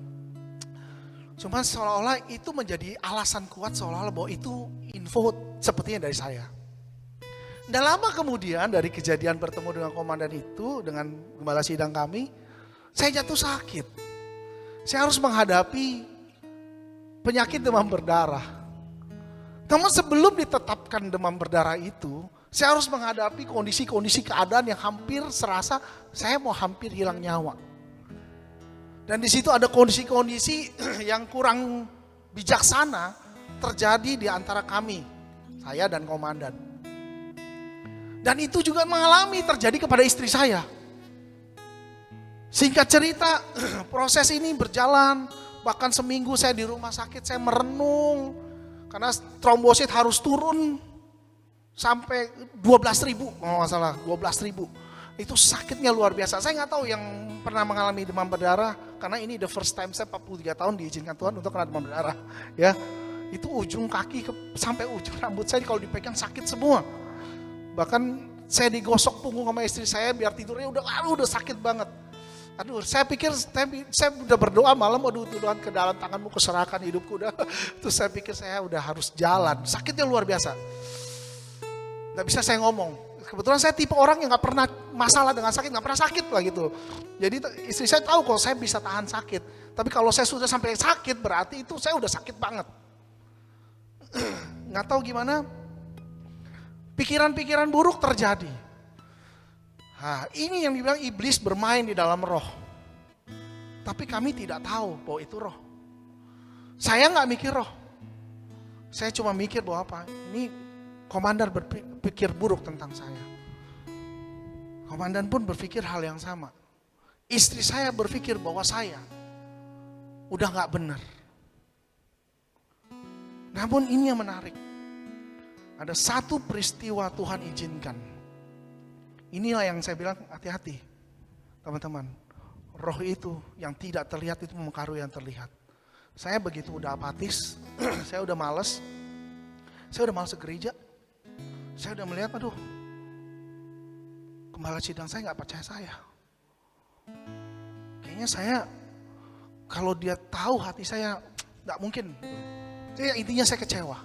Dan ternyata kecewa saya itu salah. Dan saya baru menyadari kesalahan saya. Berjalan waktu, pulang dari acara, ada mercu di salah satu tempat rumah pengerja kita juga. Itu saya menemukan, wah ini udah bener nih, mantap nih. Memang mereka gak berkata-kata, saya tahu teman-teman tidak berkata-kata. Tapi saya juga bukan orang bodoh. Oke, not, udah selesai. Pulang saya udah tahu. Panjang perjalanan gundah hati saya. Pulang tuh saya nyetir diem. Saya udah gak bisa doa. Kenapa harus terjadi, saya bilang. Kenapa Tuhan? Saya baik-baik aja gak ada masalah sama komandan. Saya juga baik-baik aja sama istri saya sampai kok 2 malam perang. Berdebat. Tidur punggung sama punggung. Benar itu sampai udah. Tapi saya tahu kesetiaan istri saya. Ya. Walaupun saya kelihatan tidur pulas. Tapi kadang-kadang saya kan orangnya, ya teman saya aja bisa tahu. Saya merem aja saya bisa dengar ke orang ngomong. Jadi saya bisa lihat dia lagi berdoa dan nangis sama Tuhan. Saya udah malas doa. Ini kesalahan saya. Saya udah merasa kecewa. Tapi saya lihat dia tetap berdoa pagi hari. Berturut-turut. Bahkan waktu dia udah gak mampu. Sampai akhir ada satu momen. Ada satu acara di tempat ini. Waktu itu acara ulang tahun daripada ketua sinode. Begitu saya baru menyadari Ya walaupun saya malas doa, tapi kadang-kala nggak bisa dipungkiri, masih ada roh saya di dalam yang saya biarkan itu hidup dan harus hidup. Dan saya kita semua harus seperti itu. Dan roh itu yang menuntun saya dan dia ngomong sama saya, perhatikan ini. Kamu ini yang nggak benar. Dia ingetin saya, perhatikan, it's not about you. Ini bukan masalah kamu kecewa. Ini bukan masalah kamu sama komandanmu, kamu sama istrimu, kamu. Tapi kamu lihat, permasalahannya adalah apa? Kamu lihat, rancangan-rencanaku sudah dinyatakan dan kamu mau ribut di situ. Kamu egois. Itu roh saya marah dan saya penangis. Kamu masih egois. Saya masih egois, saya tahu. Pengenalan akan Tuhan tidak akan pernah habis. Siapapun bisa diuji. Saya bisa hampir kecewa dan saya marah. Dan Roh Kudus harus bilang, ini bukan tentang you. Bukan tentang kamu. Saya baru diingatkan sama Tuhan bahwa Tuhan pernah berbicara di sini. Saya lupa penafsiran antara saya atau Yana waktu itu. Ya, nanti bisa dicari. Bahwa akan ada waktunya Tuhan akan bawa hamba-hamba Tuhan datang di tempat ini. Saya aja ingat waktu itu, gimana cara Tuhan bawa hamba-hamba ke tempat ini. Emang apa gereja kita ini? Apa gereja kita ini sehingga ada hamba Tuhan mau datang segitu banyaknya. Tapi kalau Tuhan yang buat, kamu bisa buat apa?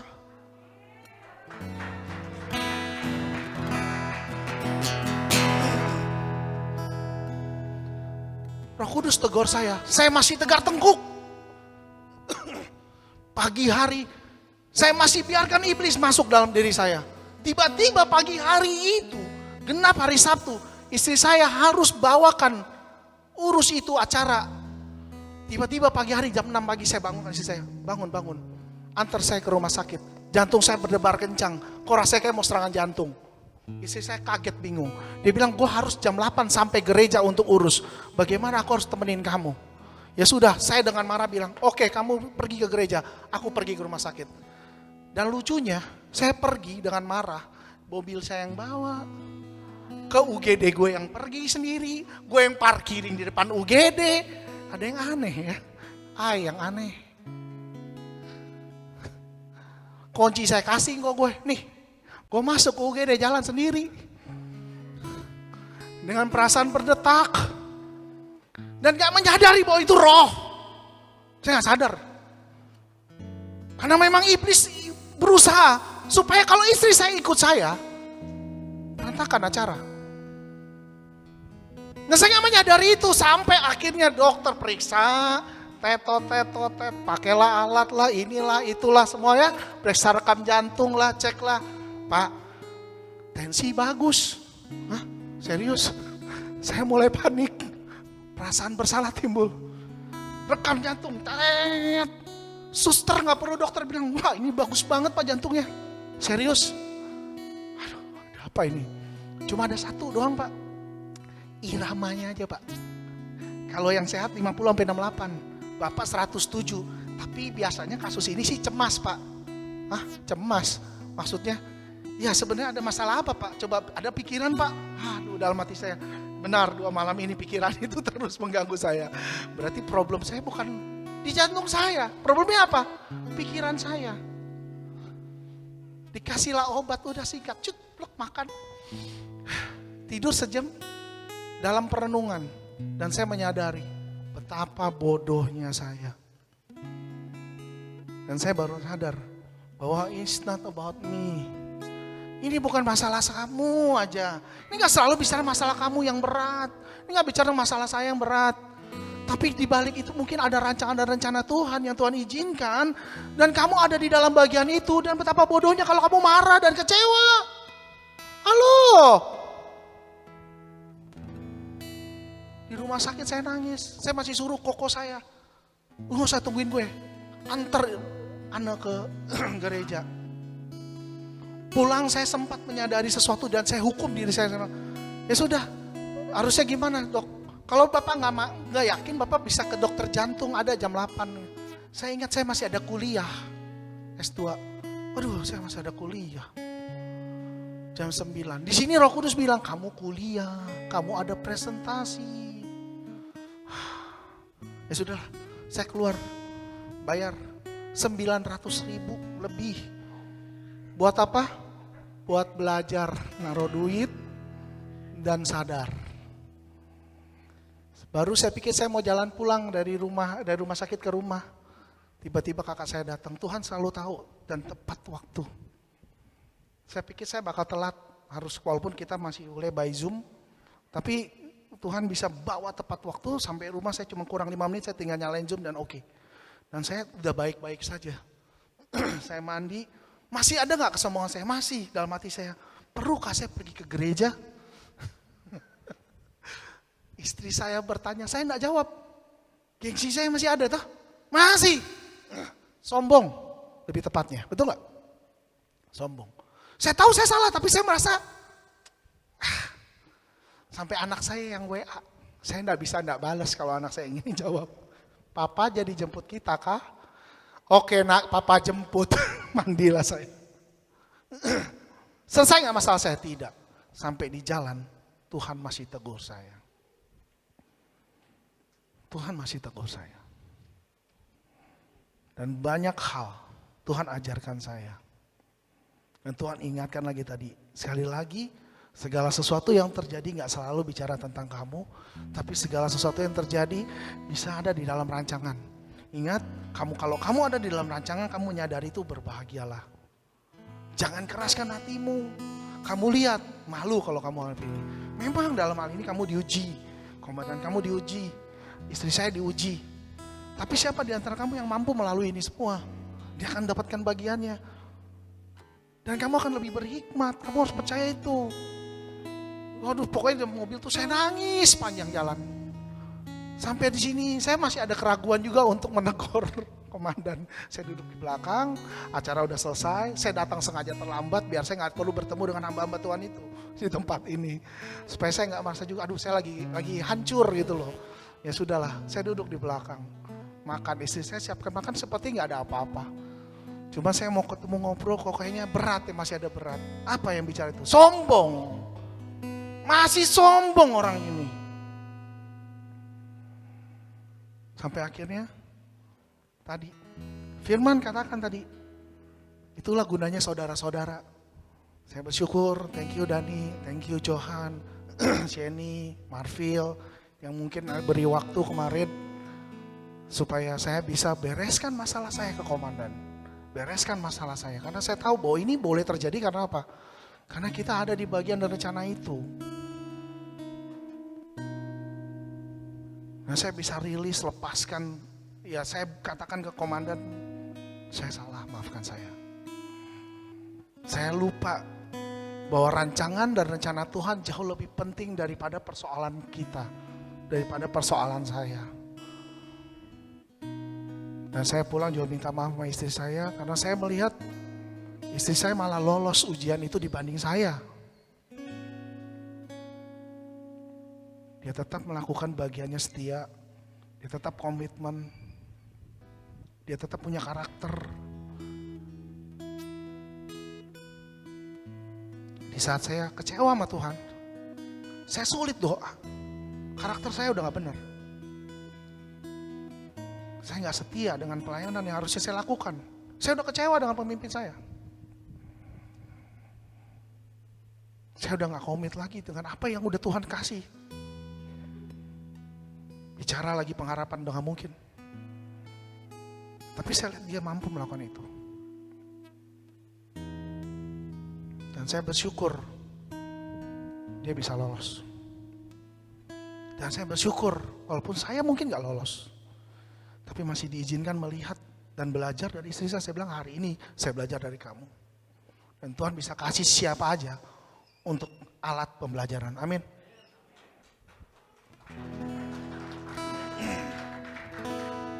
So, pesan saya cuma satu. Tadi, perkuat roh kita, bangkitkan roh kita kembali ya. Karena bagaimanapun saya percaya kalau roh saya kuat.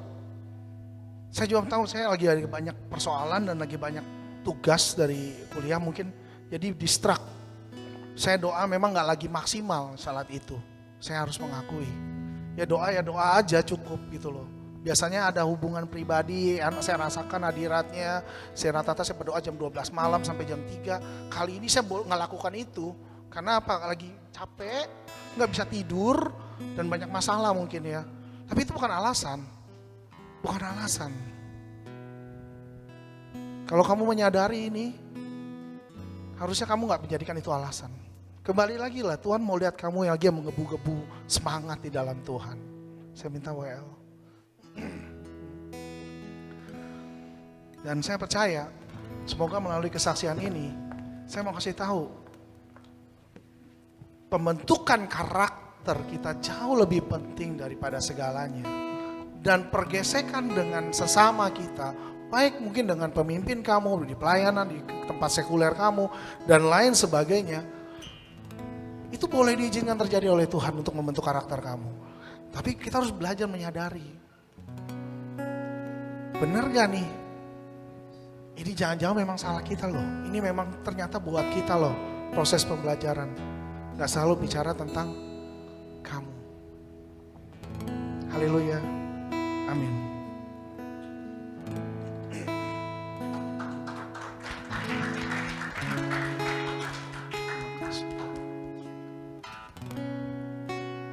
Karya terbesar.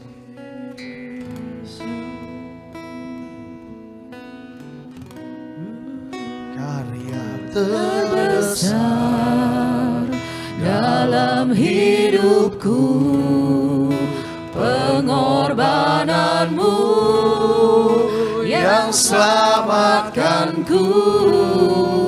Engkaulah harta yang tak ternilai, yang ku miliki dan ku hargai. Yesus, Engkau ku kagumi. Karya terbesar dalam hidupku, pengorbananmu yang selamatkanku.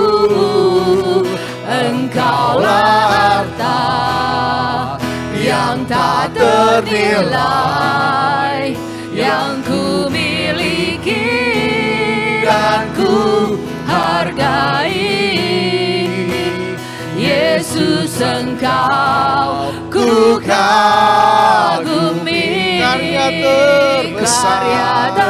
terbesar dalam hidupku, pengorbananmu yang selamatkanku.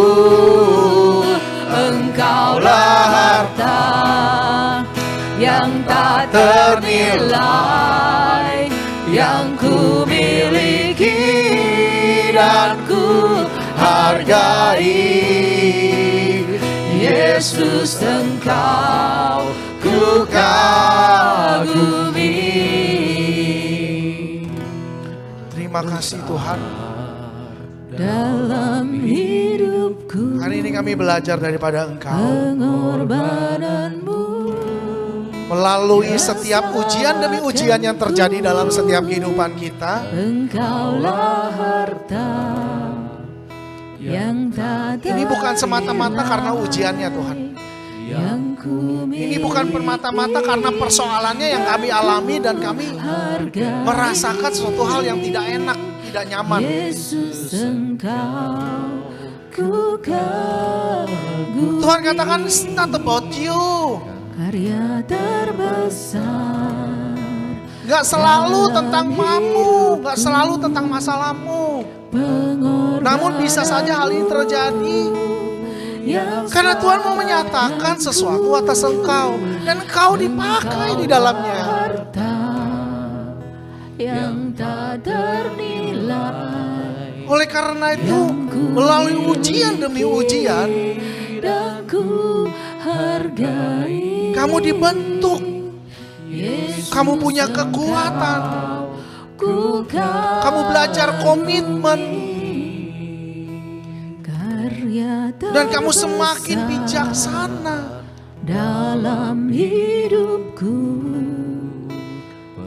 Dan semua itu adalah berkat yang luar biasa justru dibandingkan dari apa yang kami pikirkan di dalam konteks berkat yang ada di dalam pikiran dan hati kami.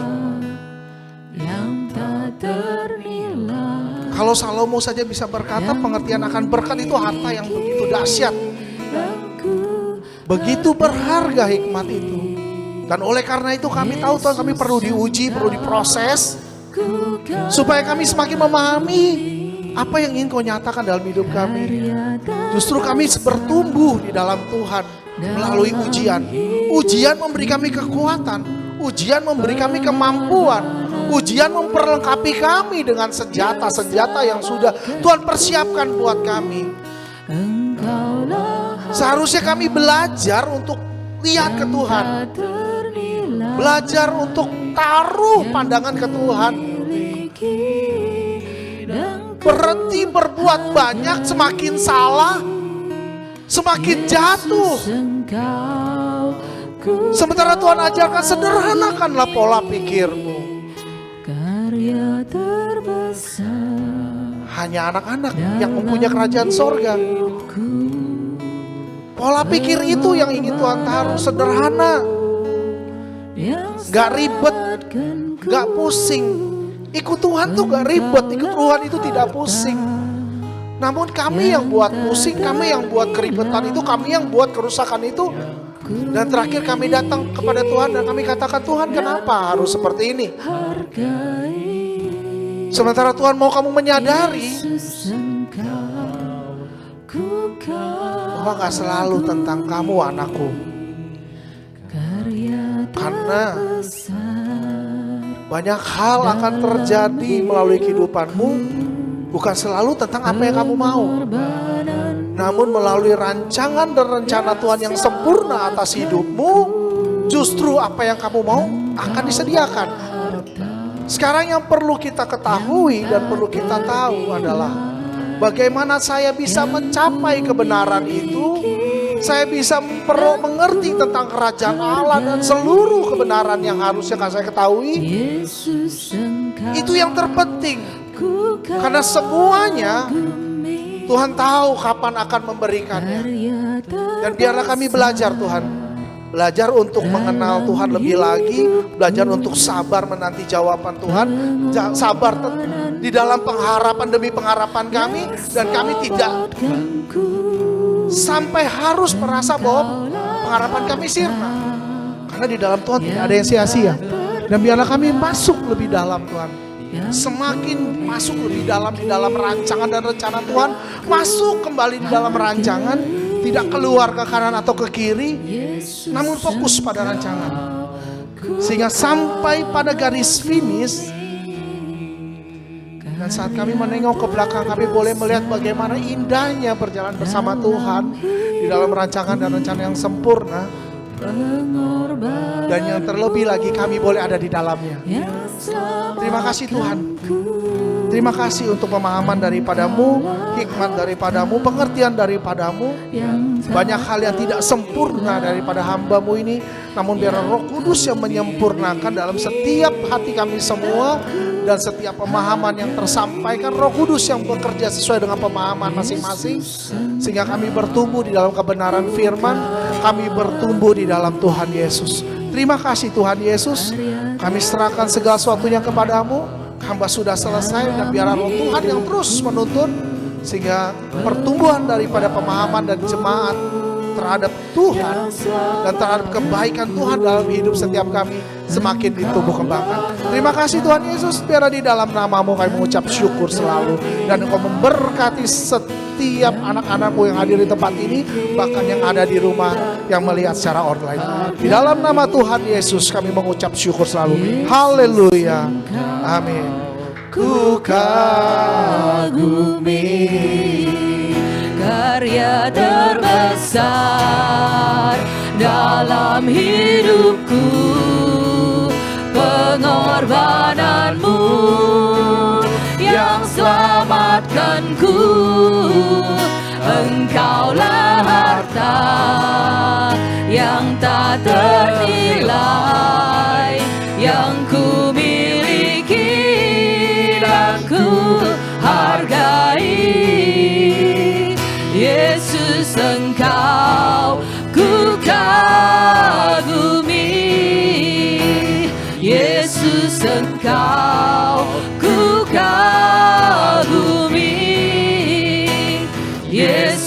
Engkau ku kagumi.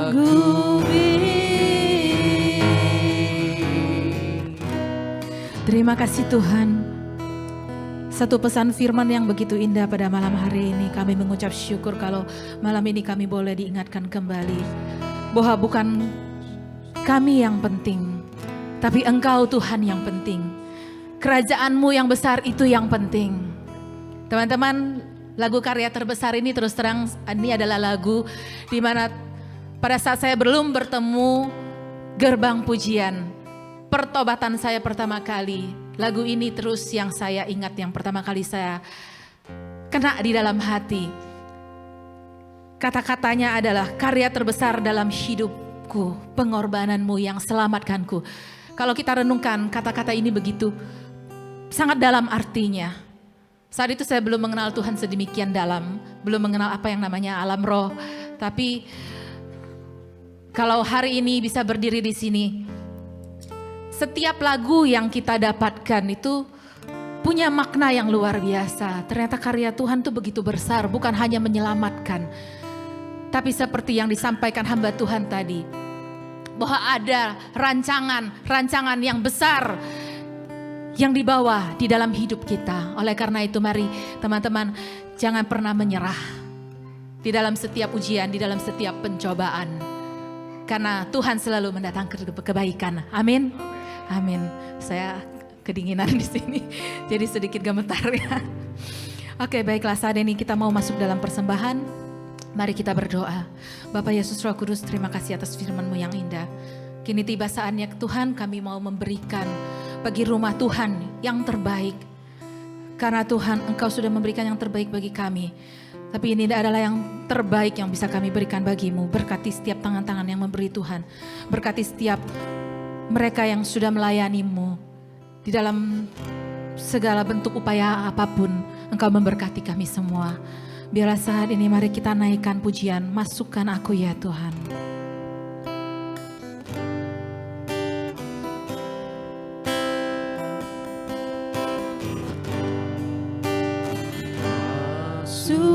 Masukkan aku ya Tuhan dalam rencana-Mu. Masukkan aku ya Tuhan. Masukkan aku ya Tuhan dalam kehendak-Mu. Hidupku sebagai tanah liat. Hidupku sebagai tanah liat di tangan penjunat. Ku mau disempurnakan Tuhan. Ku mau disempurnakan sama seperti-Mu Yesus. Sekali lagi katakan, masukkan aku. Masukkan aku ya Tuhan dalam rencana-Mu. Yes, Jesus. Masukkan aku ya Tuhan dalam kehendak-Mu. Hidupku sebagai tanah liat di tangan penjunat.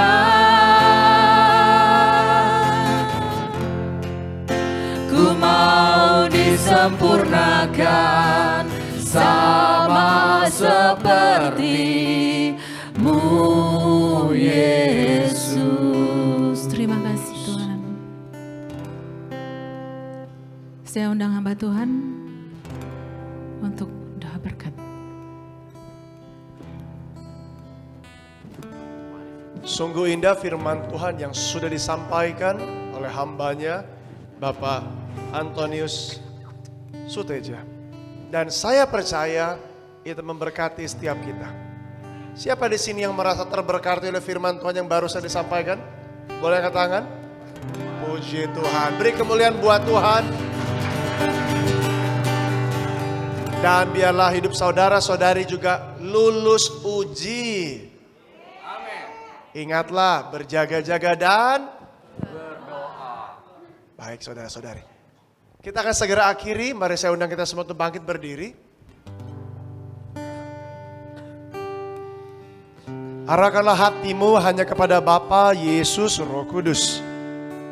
Karena daripadanya lah engkau menerima, yaitu damai sejahtera yang tidak bisa diberikan dunia kepadamu. Sukacita yang berlimpah-limpah, agar hatimu terpelihara.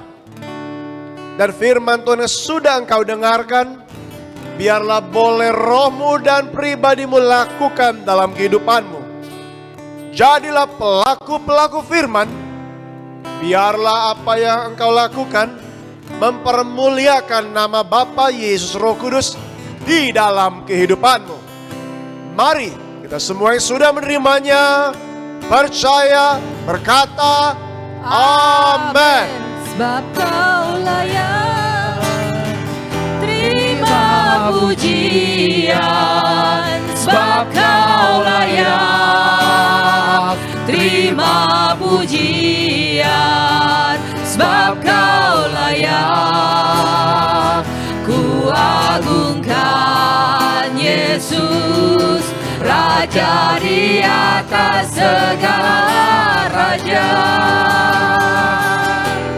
Raja di atas segala raja. Raja di atas segala raja.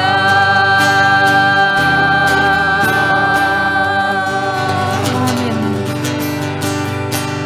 Ibadah malam hari ini sudah selesai. Tuhan Yesus memberkati. Haleluya.